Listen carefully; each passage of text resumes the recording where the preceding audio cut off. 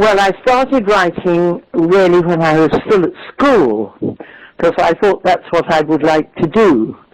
And I was writing stories and submitting them to magazines at the age of about 16. And to begin with, you know, I got very nice, I never got a rejection slip, but I got a very nice letter from the editor of she edited 3 magazines, women's magazines, and she wrote me a very nice letter and said, "You haven't got it yet. You're not sellable yet, but I think you will be. So in future, send me everything you write," which was a wonderful beginning. And then I was about 18, and I was out it was the war, and I was out in Ceylon with the Women's Royal Naval Service, and I wrote a story and sent it home to my father, who sent it to this lady, and she bought it. So that was when I began. That's absolutely fantastic. And why do you think your stories became successful? I mean, were you thinking of them becoming successful when you started to write, or no, I didn't. I never had any dreams or hopes. I just wanted to be working at this particular job, and I'd always read a lot, and I'd read a lot of short stories in American magazines all through the war. And it was really like market research, you know. And I very soon got the hang of it. Once I'd started and had a little confidence, I went ahead. I got married when I was about 21 and came to live in Scotland, and thought I would like to have an occupation that would provide me with a bit of money. And so I just settled down after I was married, and instead of going out to look for a job, I had a typewriter and bought some paper, and I never really stopped. And how did it work for you? You were a busy working mum then. I mean, you do have quite a large family, and you had yes, I had 4 children, but I used to write on the kitchen table because if I had an office, they were all very little. I knew they'd want me and come banging on the door, but if I was sort of working in the middle of them all, they were quite happy and went off and played, and went and played in the garden, that sort of thing. So you do It was a busy time. It was very busy, but it was good fun because it was a real escape and a switch off. So you really do believe in the sort of working mum kids balance type of thing? Not if I had to go to an office. I couldn't come to terms with that one. I think it's a very, very, I admire people who do it. I think it's a very, very hard life, particularly if you are quite motherly. That's why I don't think really there can ever be equality, because a woman has this umbilical connection with her children that a man actually doesn't have. What about your probably most successful best-selling title, The Shell Seekers? Is it autobiographical in a way? No, it's not really. It was I wrote it when I was about 60. Oddly enough, I couldn't have written it before because I didn't have the experience. And it was about where I lived when I was a child and all that sort of thing. I think it wasn't autobiographical, but it was the sort of life, rather bohemian life, artistic, that I think I would have loved to have had as a child. Your novels, your writing is always very optimistic, even if sometimes you might kill a character in the end, but still they do have this incredible sense of positive energy in them. How did you manage to maintain that, and have you managed to actually take this feeling of being optimistic through your life, through your fantastic career? And do you still feel that life will treat you fairly in the end, and that we should all actually be optimists? Well, I think, I've had lots of troubles, as everybody has, and my husband didn't die until 2 years ago, so I always had a partner for over 60 years. We were married. And you just sort of get through the bad times somehow or other, and you trudge on, and gradually things get a bit better or sort themselves out. I don't think there's any point in you have to, life's made up of black and white, and you have to go through the bad times. And I think that we're given we're born with an ability to cope with stress. You don't really need outside help. You might need a bit of talking and conversation and sympathy, but basically you're on your own, and you have to do it on your own. And just keep going. Do you have any prototypes for your characters? How do you create your characters? Where do you get the ideas from? Well, I've lived a long time, and I've lived a very varied life, I think you could say. I've travelled a lot. I've had a lot of friends. I've seen a lot of people, which I think is fortunate. I've done a lot of travelling before I got married. And I've met an enormous amount of people, and many of them were very interesting. And you do put characters together, or physical aspects together, or you might meet someone and think you've got an interesting face, And if you are a writer, and there's a part of your brain that absorbs this interest and sort of files it away like a computer, so that you can bring it out when you need it. What impact do you think the success that you've had, with the Shelf Seekers and with lots and lots of other titles, what impact the success had over your life? Has anything changed in particular? Oh yes, everything changed after the Shelf Seekers, because I suddenly had a great deal more money than I'd ever had. By the time I got to the Shelf Seekers, I was earning quite an honourable salary, put it that way. But I wasn't earning riches, which I did afterwards, and I was able, I'm not a very materialistic person, actually. I don't need lots of clothes and cars and holidays, but I do have 4 children, and I was able to help them all get a foot on the ladder and live a decent life, Yeah, I understand, but you've never been sort of starstruck by the sudden success and you wanted to buy something, I don't know, extraordinary? No. To begin with, when it happened to me, I had a most extraordinary sense of foreboding, and I tried to think why I felt so anxious, and I think it was because I didn't want to make a fool of myself. I didn't want to be idiotic about this windfall of money that had suddenly come into our family. We'd always lived very sort of, not quietly, but quite simply, we didn't have expensive holidays or enormous parties or huge Rolls Royces or anything. So we were both mature people, and we neither of us needed any of these things. We'd done it all. We'd travelled, and we'd done all the usual nice things that people do. So I was in a situation when I didn't really need the money for myself. And what about almost iconic scenery that appears in all of your books, either Cornwall or Scotland? Why do you always place your characters there? Is it just because you love those areas? Well, there are 2 parts of the world that I know the best, for one thing. I know London quite well, and I know other bits, but basically we were always going to Cornwall for holidays, which is where I was brought up.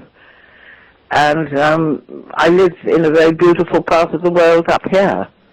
And I love the country. I mean, I love walking and picnics and drives and things and seeing this amazing country that we have in Scotland.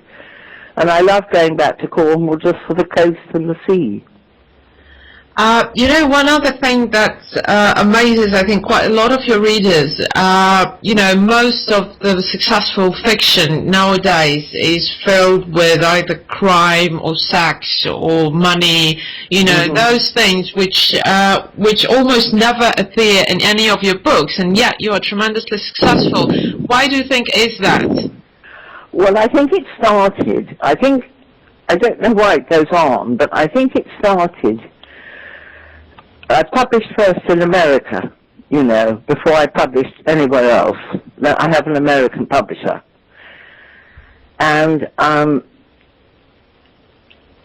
thought there was a great shortage of what I call light reading for intelligent ladies. You know, the older woman, she's probably a graduate, she's been well educated, she's had sex, she's done her shopping, she's brought up her children. And I think that she was after a lot of books by people like Jackie Collins. Are you with me? Yeah. You know Jackie Collins? Yes. It was all sex and shopping and slimming and clothes and that sort of thing and cars. They were sort of relieved to get back to something that was totally basic, which was family life. And you think that's why? Well, like that. Well, that's how it started. Yeah. The fact that it's carried on, I think, is indicative of the fact that people really need to have something to read that isn't blood and thunder and crime and drugs and consumerism. It's good reading for when you're in bed at night. You know, you just said about your American publisher. Well, you know, I'm a publisher too, so I'm wondering, what role do you think a publisher plays for a writer, for an author? Well, Tom was very important to me because he was the only person I ever discussed the book with before it was finished. Nobody else ever read a manuscript of mine, not even my husband. Nobody else ever knew what I was writing about. But if I got stuck or if I had a question to ask about a chronological sequence or something like that, I could always ring Tom up and have a chat. And I did that. So I think the publisher is very important. You've got to have a really good relationship, I think. Did he ever have any impact on the plot of your books? No, never. Really more the sequence of events, you know, and things, just little things. Sometimes it's a very lonely business writing a book, and you just feel you'll pop if you don't talk to somebody. But it's your book, and nobody can change your characters, and nobody can change the plot, really. What's the creative process like for you? Can you just tell us a little bit more about it? How do you feel when you're writing? I haven't written anything creative for about 5 years now. But I used to get terribly involved, so that I was off in another world when I finally came out of my office and had to go and cook the dinner, you know. But very happy. I loved doing it. It was wonderful to have a job that really filled you with creative, good feeling, you know. Why did you make the decision to stop then? Well, it's rather complicated, but I was 80 and my husband was nearly 90, and writing takes a lot of time. And I thought, well, he hasn't got that many years left to live. Perhaps it'd be a good idea to stop now, when people are still buying the books, before I start writing in a rather old-fashioned way. And I want to spend some time with him if we've only got a couple of years left, which in fact we have. And so we did all sorts of nice things together, and he really enjoyed his last 2 years. And what's your lifestyle now? What things do you enjoy now? Do you have dogs? Do you enjoy walking? Yes, I have dogs, and unfortunately one of them has just gone blind, which makes life rather difficult.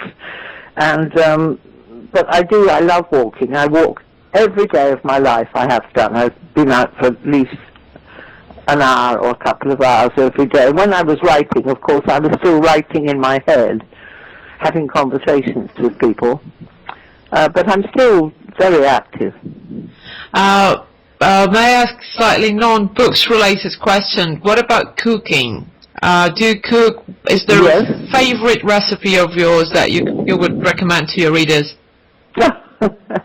Heavens. Well, I always have what we call a shepherd's pie in the deep freeze. That's you know what the shepherd's pie is? What? Could you tell me about that? Because I think a lot of people in Russia they do hear about the shepherd's pie, and it is quite well. You know what it is? Well, what it is, it's minced beef and carrots and onions and gravy, all sort of mixed up together, and you put it in a dish, and then you put a lid of mashed potato on top. And then you put it in the oven, and it's all lovely and brown and crispy and hot, and it's very useful if you suddenly have to feed a lot of people. This is absolutely perfect. I feel like I'm really, really hungry now after you described that. No, it's lovely, and you don't have to do anything. You just get it out of the deep freeze and unfreeze it and put it in the oven and boil up a few peas or broccoli or something, and you've got a meal. That is absolutely fantastic. May I ask, are you actually reading a lot of other authors right now? Like contemporary authors, or maybe there's some classics that you really like to read and reread? I tell you who I do think is a very good writer is Penelope Lively. Mm-hmm. I've just finished rereading a book of hers, which gave me great pleasure and really very inspirational. You almost feel you want to start writing again, you know? And I read a lot of autobiographies. What are your favorite ones? Well, I just finished, what was it, a book called Wait for Me by the Duchess of Devonshire, which is charming. And how do you feel about the royal family? I mean, I have to ask that with all the latest... I'm a loyalist, a royalist. I think if we just left them alone, they're doing a great job. But it's never, of course, published much about. I mean, there's a thing on television just now about Prince Harry doing a trek in the Arctic with 3 disabled soldiers from Afghanistan. You know, that's a good thing to do. He's not very nice and very hard work, but he feels very strongly about these disabled soldiers. And what about Kate Middleton? Well, we're all mad about her. I don't know. Do you like the image? Do you like this whole story that a middle-class girl, married into royal? I like that, yes, and I think they were a very nice family. I think her family came out of it with flying colours. It's quite an ordeal. Yes, I mean, she looks absolutely lovely. I think She's a beautiful girl, I think, and her sister's just as lovely. That's absolutely fantastic. There's one other thing that I can't help asking. All those electronic books and the constant talk about print books being less popular and electronic books more popular. What do you think about that? Do you think that books in actual print will still stay on? And what do you think is there a special charm about a paper book? I think there is. I'm not very into computers and electronics, I have to admit. But come on, they're all selling, and people are reading whichever way they read, but there will always be people buying books because they love the feel of them, they love the look of them on a shelf. I think a room is made more beautiful by rows of lovely books. You know, I think they're decorative, they're lovely to feel, they have a sort of nice, solid feel about them, and just turning the pages, for some people, is part of reading. I've just had my grandchildren to stay, and they went into the town and spent their money on books. And they all came back, and it was a nice day, and they all spread rugs on the lawn and lay on their stomachs and read their books, and it was very peaceful. That's absolutely fantastic. Thank you so much. Ms. Pilcher, can I ask you one final question? I don't know if you have to say anything about that, but is there anything that you would like to say to your readers in Russia? I mean, they do love your books. I'm so glad they're doing well, are they? Are they really catching on? Well, they're starting to. You know, we have published 5 or 6 of your books ages ago. It was quite a while ago. We had this series and we had to close it down because we sort of stopped making fiction for a while. And now we decided, you know, there's been so many people over the years asking where are the other books by Pilcher, and that's why we decided that we have to resume. And I think it is going very well. It's very difficult to say at the moment because it's summer, and traditionally the sales in summer are not at their best. No. But it's going well, and we are hearing some very warm, nice responses. You know, the feedback from the readers is very nice and positive. So, you know, that's why I'm asking. Yeah, well, I can't think what you're asking now. I've forgotten what the question was. Okay. Is there anything special that you would like to say to readers? Well, I just think that you know, all over the world, whatever country we live in and whatever language we speak, there are families and mothers and children, and we all have this very strong bond in common. And the fact that the book is written with the background of another country doesn't really touch the core of family life. And most of my books are about families.